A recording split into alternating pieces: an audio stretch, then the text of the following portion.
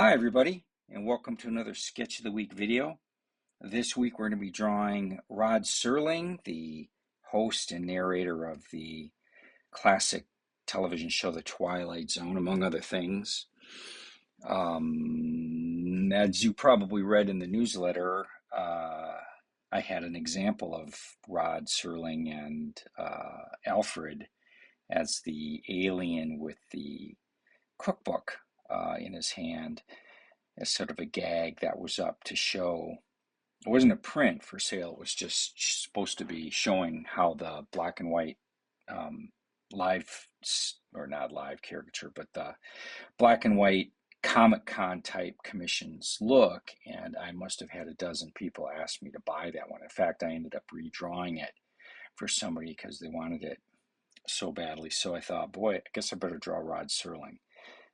Not sure if the gag with Alfred as the alien was the selling point, or just the fact that it was a caricature of Serling from the Twilight Zone, but I'm just going to do Mr. Serling here for the sketch of the week. So let's take a look at his face. Physically, he's got a long, narrow face, right? He doesn't have a lot of space between his nose and his mouth. He's got kind of a small, pointy chin. His eyes are, he's got a very strong brow, right? And really heavy eyebrows and big ears. So he's got a lot of physicality to his face that is ripe for exaggeration, but it's really his expression that's going to make or break this one. And he's got an extremely recognizable delivery of his voice and his persona, his presence, where he would talk to the camera and raise one of his eyebrows a little bit, and he'd kind of lean over to one side a little bit. He would, especially what he did with his mouth, he'd sort of curl up his upper lip area, kind of underneath his teeth almost, and it would really pucker those corners and create this real distinctive musculature between the nasolabial furrows of his nose down to the corners of his mouth, and how heavy that bulge is on both sides. So very distinctive. And this is what you have to capture if you want to do a really good caricature of Rod Serling. I mean, you've got to get that attitude and that look and that presence that he gave when he would deliver his opening narration to the Twilight Zone shows. So, all right, let's jump in and get started. Okay, we're going to just start with, as always, the head shape. I'm going to go with the very long, narrow face. He's got a fair amount of forehead. Very, very interesting kind of hairline. So he's got a high forehead, but he has this kind of kidney bean shaped bunch of hair in front that was almost like a bun sort of thing that went on there. Let's get a center line going here.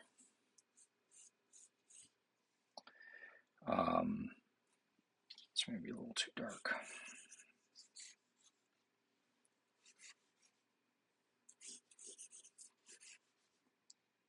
Sorry, I'm going to dial up my eraser. Okay.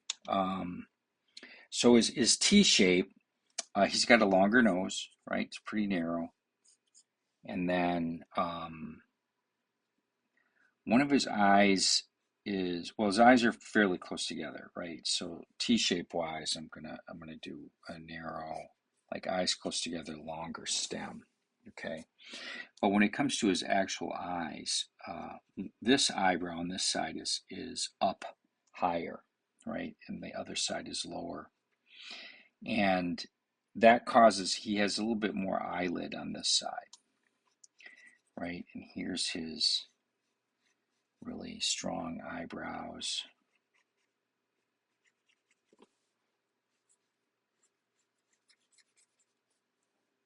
One eyebrow much higher than the other one. and then the corresponding sort of furrows in his forehead. Really roughing this thing in here. Got really small nostrils, or nostril lobes on both sides here.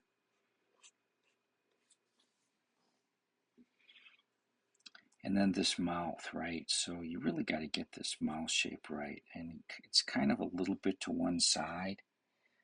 And those puckers in the corners like this. But what really makes that work is how I'm going to draw the musculature on the outsides here.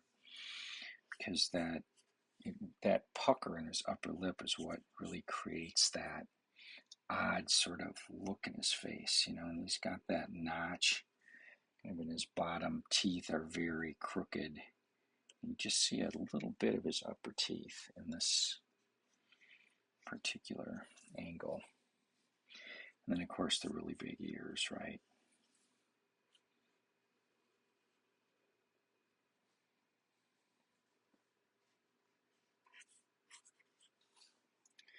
And then it depends on the look that he's given you, but the one I always identify with is he's very much looking up at us from under his brow, so he has very little pupil and iris, and it's very much covered up underneath his lids, and his upper eyelids are really heavy.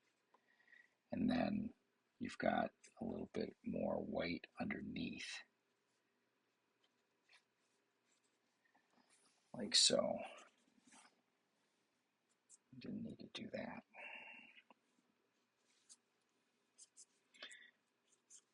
But his body posture is also something that is going to be real important. And there's two ways to go with that. Like you can do the classic, he would often stand there with his hands kind of crossed over top of his crotch area, just below his waist, and one hand over top of the other, and he'd stand there very, very straight. But I also kind of like the one like in this lower left-hand photo where he's got one hand in his pocket, right, and then he is got the other hand holding a cigarette, and having the cigarette is kind of an iconic thing too. They showed him smoking a lot. That was sort of a thing with him, and so I'm going to do the cigarette, kind of the more relaxed sort of pose, standing there with the suit coat and the really, really pretty narrow tie from that era. And then the suit coat bulges out where he's got his hand kind of behind it and inside his pocket. And here it just comes down. Actually, it's going to come down a lot more than that.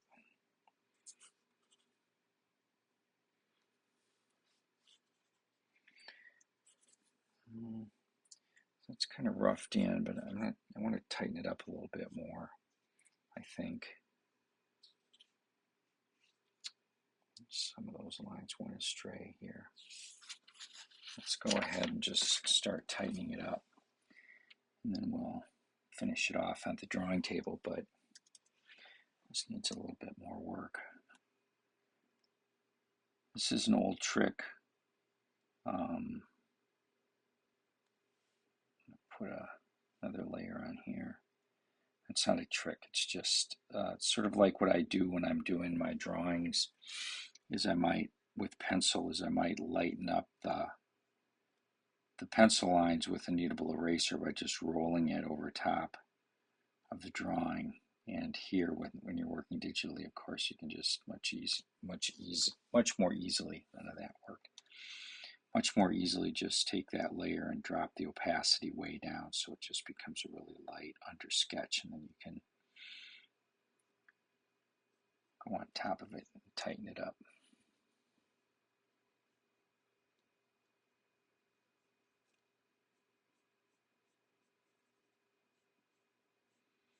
The eyebrows, clearly very important with him. They're very hairy too.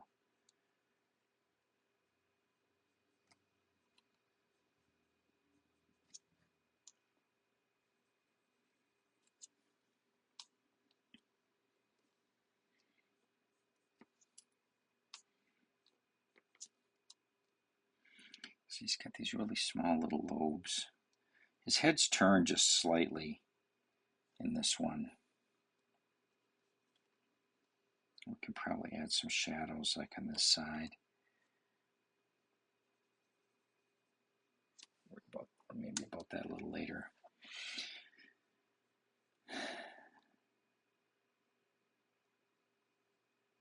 This eye here, you've got more eyelids showing on that side. In fact, I gotta give him a little bit more on the outside here.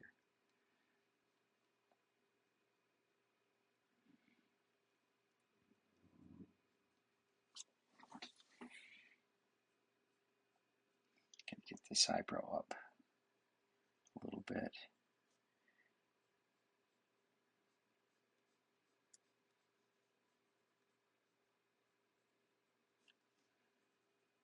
He's got a really narrow bridge in his nose.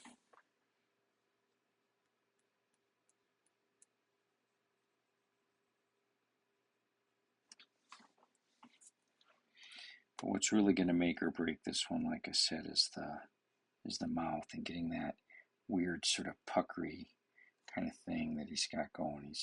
It's not a smile at all by any stretch, but it has just a little curving up on the corners, which can sort of give it a little smiley feel. It's almost like a smirk, right? And it's a lot more crooked than you think it is, or than it seems at first. And you might see just a little touch of his his top teeth. And I sort of exaggerated the pull of it to this side, to our left.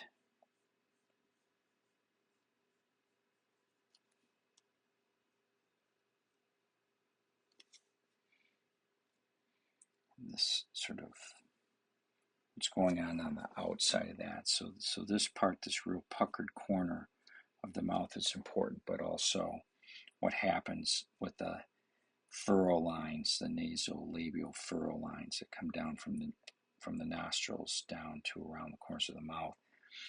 They bulge out, like it really bulges out up here, almost like this, to exaggerate that a little bit. This whole area bulges out. Interestingly, we can probably really make that work a lot better with the cross hatching when we do the final. But he's got really slicked hair and a very sharp part up here. And then this bit right here is actually kind of comes from, I think, his widow's peak, and the whole thing is just combed back. It's this weird like roll of hair that goes across his forehead. And in some of his younger photos here, I guess it's just very slicked down and really real curl like that, just to curve all the way back. This lower one, these lower twos there, he's a little more curly. I think he doesn't use the Brill cream or whatever quite as much in his later days, but I think that slicked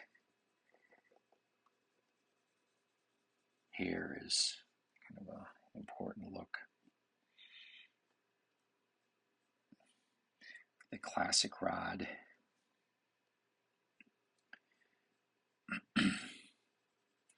People, especially people that come from iconic roles or from iconic appearances or characters, they have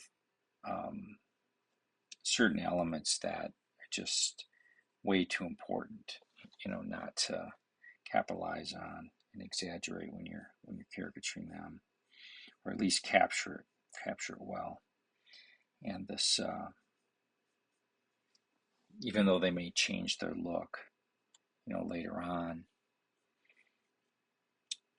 my goal here is to do the classic Twilight Zone Rod Serling. So I'm doing everything I can to keep that look.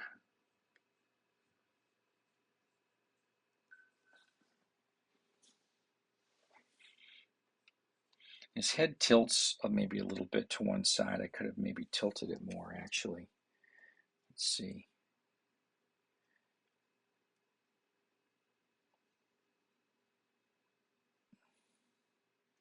Yeah, maybe that little digital cheating there.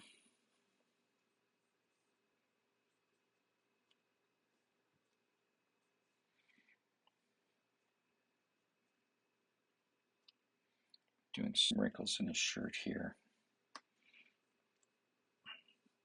The dynamic of a suit jacket being somebody's hand, in their pants pocket, and the way that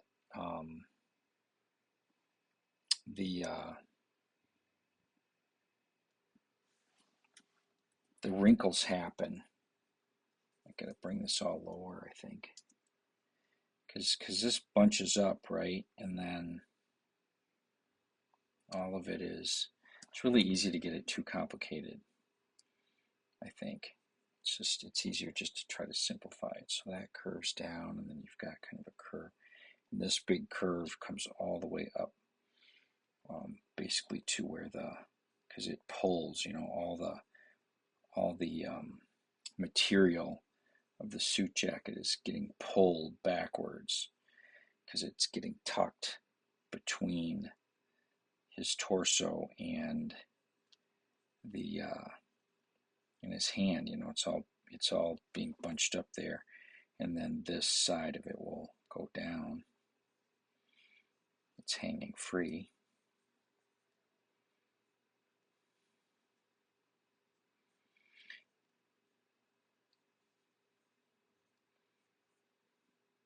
It's funny how you see things like that come and go in the world of illustration and cartooning. The classic men in the dark suit sort of thing. If you look at the way Mort Drucker, for example, drew guys in suit coats all the time back in the 50s and 60s, and would so that kind of a pose, with the hands in the pockets and the suit coat bunched up, is something that modern illustrators probably don't have much of a chance to draw these days.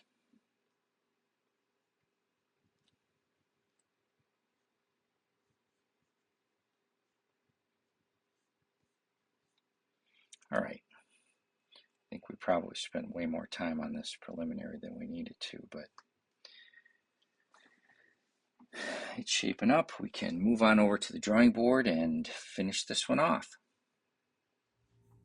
Well, here we are on the drawing board side of things. I've roughed out my digital sketch onto a piece of paper here, and we're going to just get right into the final sketch.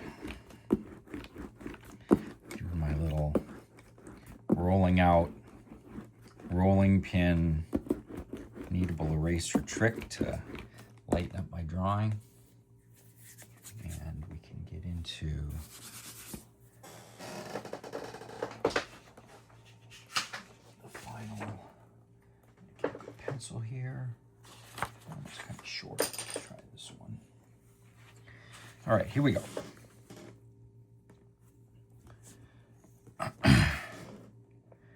This is a really crappy picture that I'm working from here, but it's kind of got the look that I want. And I was able to use other photos to see, more tighter details in the face. So this pencil feels a little greasy.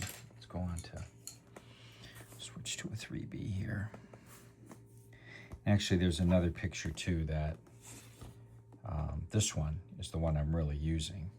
But this one's terrible, like really blurry. But it'll do the job. So I had a great time at New York Comic Con. It was super exhausting. I had a few people email and ask me if I was going to do a digital, like, virtual Comic-Con Artist Alley table like I've done a few times in the past, and I just didn't do it this year, and I don't know if I'm going to do another one of those anytime soon. I feel really badly because people order commissions from me, and no matter how hard I try, it always takes me 3 months to get them all done. And it isn't like because I've got, like 200 of them to do. It's just because I get started doing them, and then I get a freelance job that is has a real bitch of a deadline, or is a really a short sort of thing, and I have to put all the commissions down, and I have to work on this job, and then the next thing you know, another job comes along, and then all of a sudden I've got, I'm up against a trip that I'm going on, and even though I try my best to, like my goal, what I try to do when things really start getting behind is I do one commission before I get started doing anything else that day, and it's just there are then days that I just can't do that because my deadline is too short. And all of a sudden I look at the calendar, and it's been 3 months, and some of these people have been waiting for that long to get their drawings, and it just isn't fair to people. And people are great. I mean, like the people that order them say, hey, don't worry about it, take your time. I know, I'm going to love what I get, and everything. And I do put a lot into these ones that I do at home. Like the ones at Comic-Cons, I mean, they turn out fine, and people are happy. But, I'm doing them sitting at an artist's alley table, getting constantly interrupted by people coming up and wanting to chat and all that stuff. And that's why you're there for those sort of things. I mean, I'm not going to put my headphones in and say, don't bother me, I'm doing a commission. I mean, I got to stop and talk to people and shake hands and, sign something they buy. And that's just part of the, being at a Comic-Con. So the ones I do there, just, they turn out how they turn out because I've got a lot of other things distracting me. But at home, I'm able to put on my headphones and just sit down and spend. And I honestly spend way too much time on these things. But it is what it is. So anyway, I just decided I don't feel like I can do that very often anymore. So we'll see. I'm actually thinking about doing one of those. A few years ago, I used to do this thing where I would, it was like a Christmas caricature sort of thing. And I would do, I would limit it to like 20 commissions, and everybody that ordered one, I'd only do 20, and I'd make sure they got them by Christmas. And it was kind of a different thing, there weren't a lot of flavors. It was like you draw this person or draw this person or whatever. And I might do that this year, maybe. We'll see. Got to kind of think about doing it soon because it's already the middle of October. But I'm actually taking a long trip to Florida starting the 1st of November. We're gone from the 1st through the 15th of November. Myself and the lovely Anna and our daughter Liz, and we're going to Florida. My youngest daughter Gabrielle lives there, so we'll be seeing her. And I'm bringing, basically my whole studio with me because I can't take 2 weeks off in the studio. So I thought, well, there's a bunch of Jeff Dunham stuff I've got to do while I'm gone, and I think that I will have, well, I know I will have just wrapped up a piece for Mad before we leave, or right after I get down there. I might have to finish it up. But I don't have any big Mad stuff due, and too many other major sort of things on the horizon that I can't work on pretty easily while I'm down there. So I don't know, maybe I could do that, and that way I could get most of them done while I'm down there, and finish them up when I get back home, which sounds like that might work out pretty well. So we'll see. We'll see about that.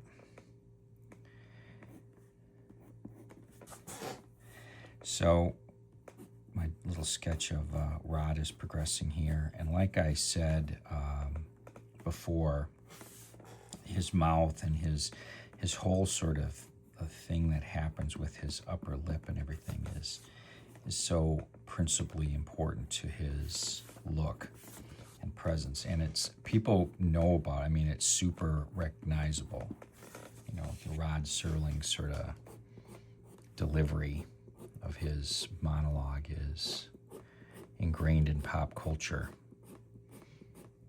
And the way he talks and his mannerisms are all something people are either super familiar with because of the show and have seen, Twilight Zone episodes many times and are familiar with it, or when something becomes a pop culture phenomenon like the Twilight Zone was, you're as familiar with it through parodies and people doing homages to it and stuff as you are the actual show itself.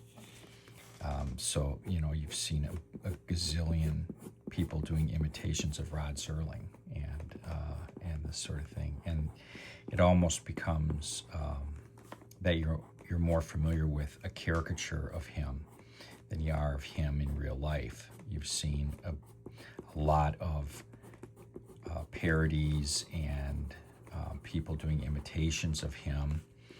And as I've said many times before, comedians doing impressions of people are the physical equivalent of caricatures of people, because they do exactly what a caricature does. A comedian who does an impression of somebody is taking the most important aspects, the most recognizable elements of the person they're doing the impression of, and exaggerates them so that you recognize the person's speech patterns, but their facial expressions and everything like that are also a big part of when when somebody does an impression. And that's caricature. I mean, that is identifying what's most important, what's most recognizable, how people perceive this person. That word presence that I am constantly using when I'm talking about really doing a spot-on caricature of somebody, capturing their presence. That's what comedians do. And so you get familiar with those things as much as you do with the actual person, like Robert De Niro.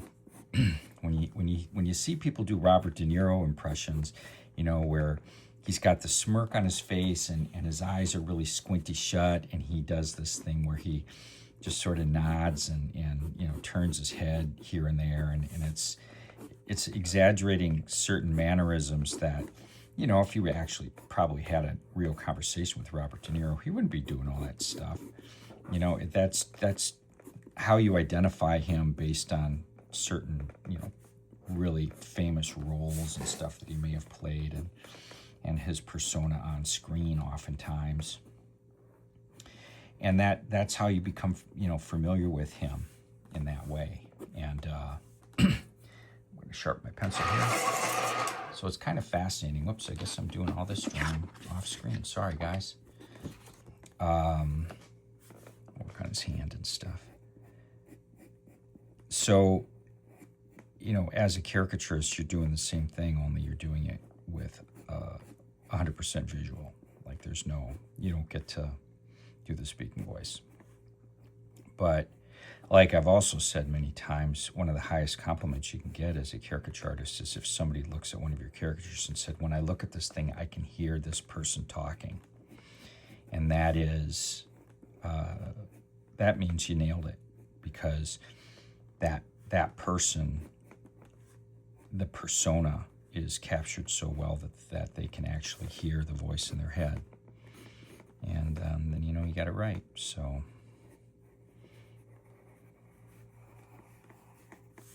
the cigarette is kind of iconic too with Rod Serling.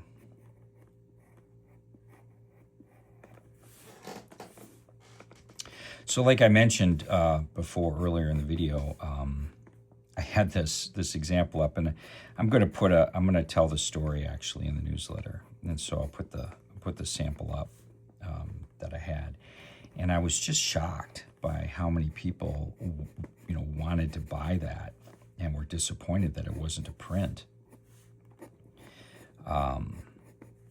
So I got to do a Rod Serling print. So this is kind of going to be my basis for it. And then when I get around to being able to do an inked version of this and scan it, then I'll just do grayscale, obviously, and have some fun with the background, do like the floating eye and some of the weirdness that happens at the beginning of the Twilight Zone. And it'll be interesting to see if it's as popular when it's just Rod, because I think a lot of people seem to really dig that little gag with Alfred as the giant alien with what turns out to be, spoiler alert here by the way if you haven't watched that Twilight Zone episode, a cookbook in his hands. But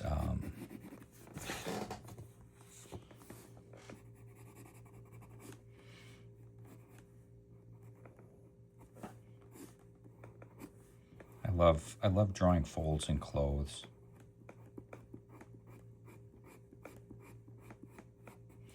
It's just really cool to try and see if you can get the feel of a certain type of fabric and texture when you're doing you're drawing folds in clothes. Like different types of fabrics have different types of wrinkles. Something that's very heavy and thick, those wrinkles are bigger and more like big creases, almost like folds and pieces of paper, and they are sharper in most cases. And then when you have something that's more of a silky sort of lighter fabric, then you get these kind of S-shaped curves that happen around the stress points. And his suit coat is sort of has kind of a both qualities. The sleeves get that S-shape wrinkle that goes up and down the sleeve, but the wrinkles in the main body of his coat have a tendency to just hang and be a little stiffer.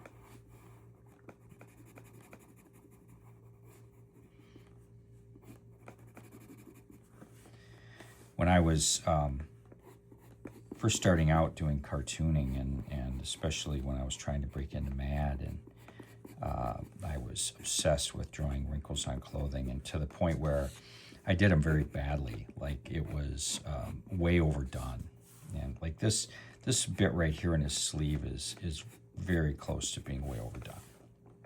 I think once I get some dark shadows in here and stuff, it'll be okay. But I got a little bit too crazy with it. You don't want to draw every single wrinkle. That just ends up being tedious, and it distracts the viewer from really what's more important about the piece. But you want to get the feel of that, that cloth and that fabric and how it's hanging on the person, and that helps with the pose, So I'm going to simplify the wrinkles over here on this side a little bit.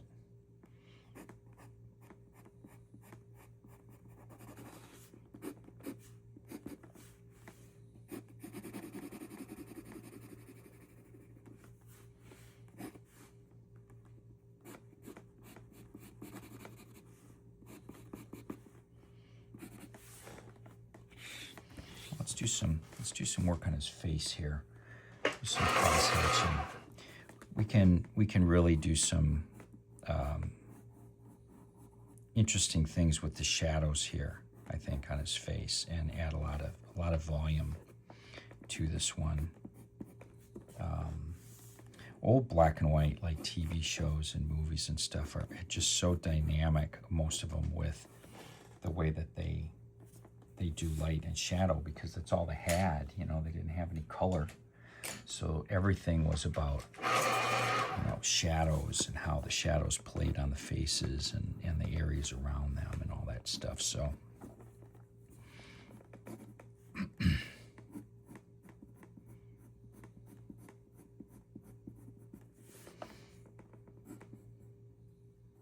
this one is going to remind me a little bit of the parody that in Claptrap that I think is the best as far as art goes of any of the ones that I did in there, and that was the one of Psycho. And I like that one the best just because, I mean, it was black and white, but it was really, really fun to try to capture that sort of look, you know, from black and white films. And it isn't just, you know, doing black and white. There's a very rich kind of feel to the values and, you know, how much of the face was covered with shadow, and especially a Hitchcock film. I mean, Hitchcock was famous, of course, for his big cast shadows and the background values and all the things that he incorporated into his filmmaking. So that one I thought was one of the more challenging ones for me, that I really had some of the most fun doing, even though it was black and white and not color. And if you have Claptrap, or if you notice that it's not really black and white, there's a slight kind of purplish sort of cast to the tones in it, which I thought helped capture like the old school movie kind of look. And when I do the black and white print of this one, I'm gonna follow the same sort of approach.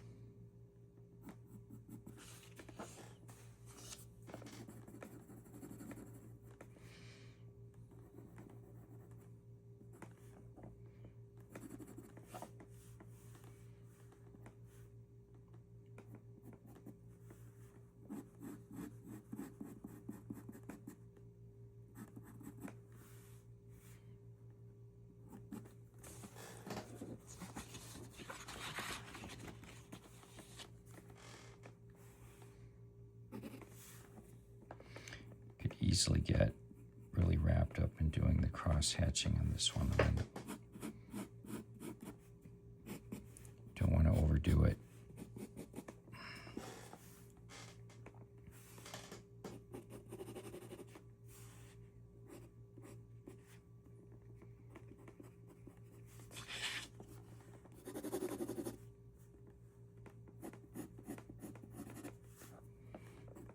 So I think I need to bump up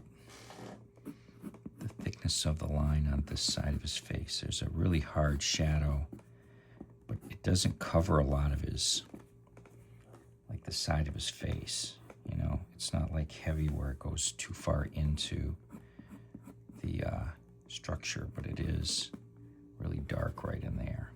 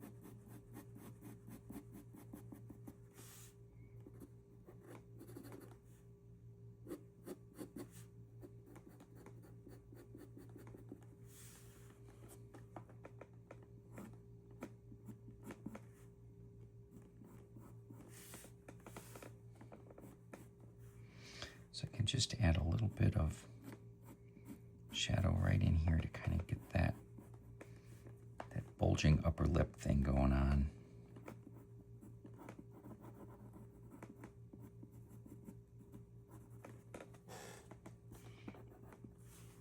So interesting how he does that.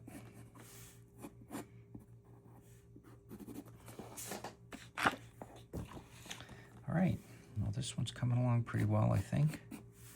I'll